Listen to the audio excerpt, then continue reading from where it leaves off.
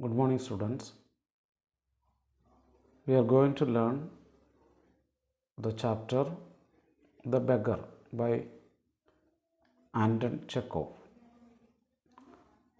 This story begins with a beggar's pleas to an advocate Sergei.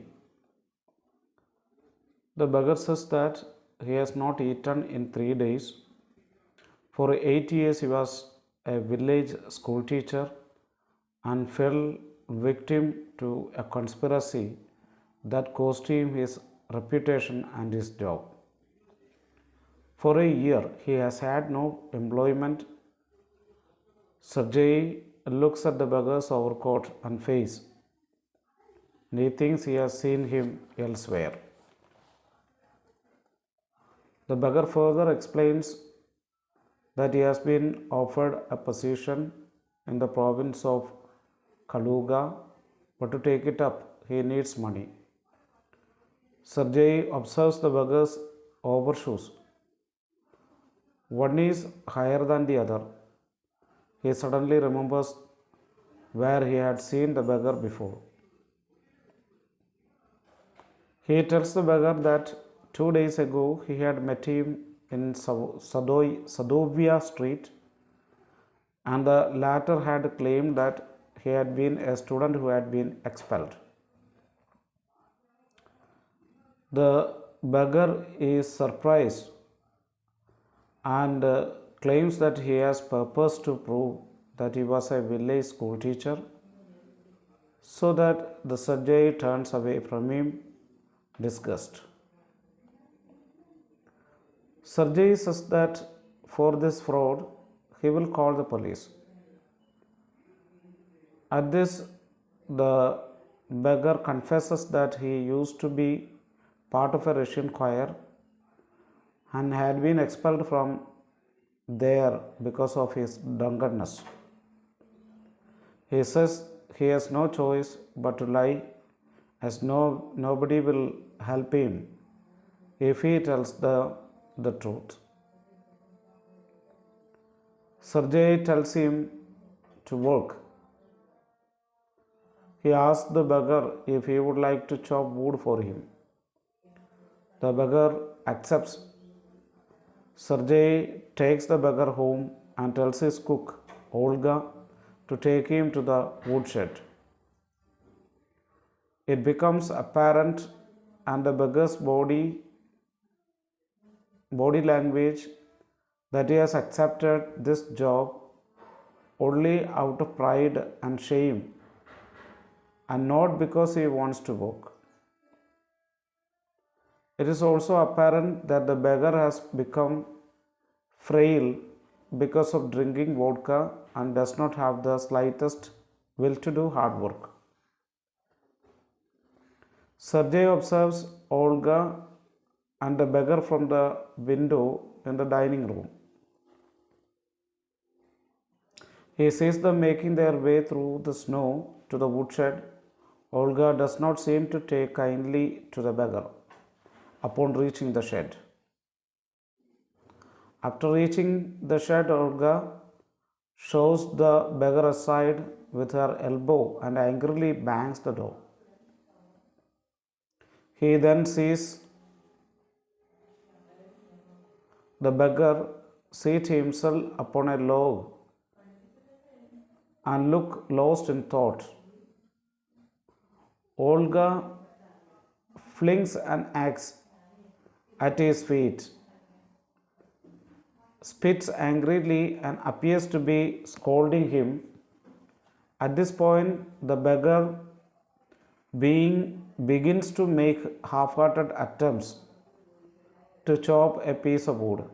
By now, Sergei's anger has vanished, and he begins to feel ashamed at having sent a spoiled, drunken, and perhaps sick man to do hard labor in the cold weather. After an hour, Olga informs Sergei that all the wood has been chopped.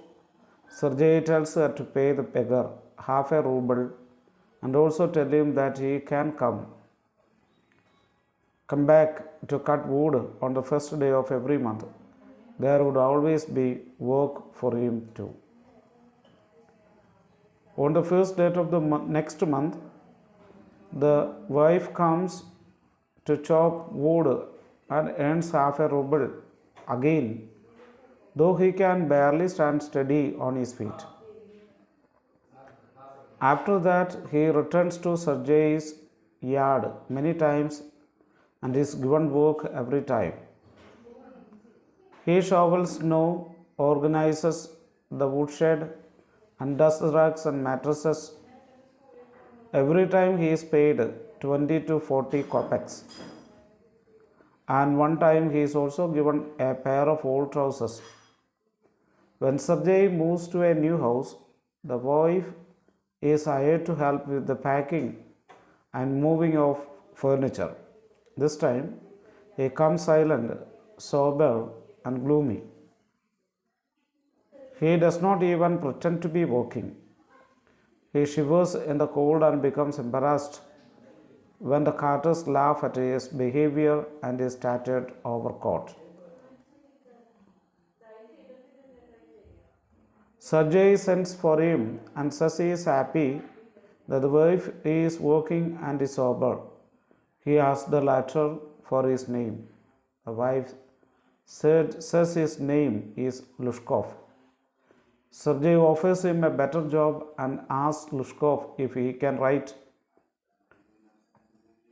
When Lushkov says that he can write, Sergei asks him to take a letter to someone the next day where he will be given copying work.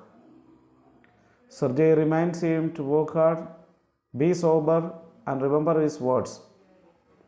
Sergei is happy at having set Lushkov on the right path.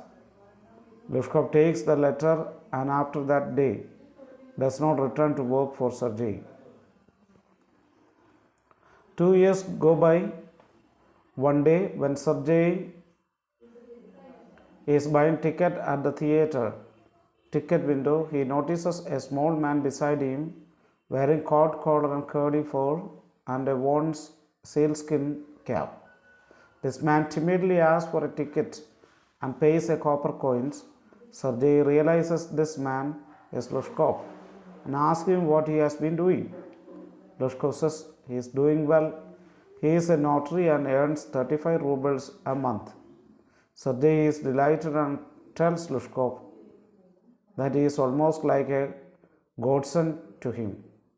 He reminds Lushkov of the scolding he had given him and thanks him for not forgetting his words. Lushkov thanks Sergei as well as says that it had not been Sergei's help, Lushkov would probably still be lying and begging.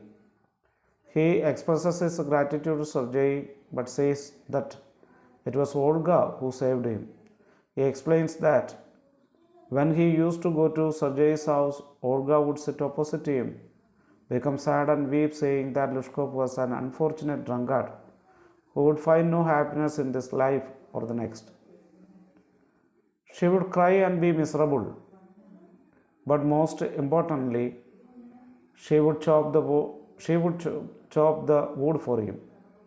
He confesses that he never chopped a single piece of wood and that he had done it all. He cannot explain how this act changed him and saved him. All he knows is that her words and kind deeds changed his heart, set him on the right path, and he would never forget that. Then the theater's bell rings and Lushkov bows and goes inside the gallery. This is the sum and substance of the story, and we will learn it in online class. Thank you.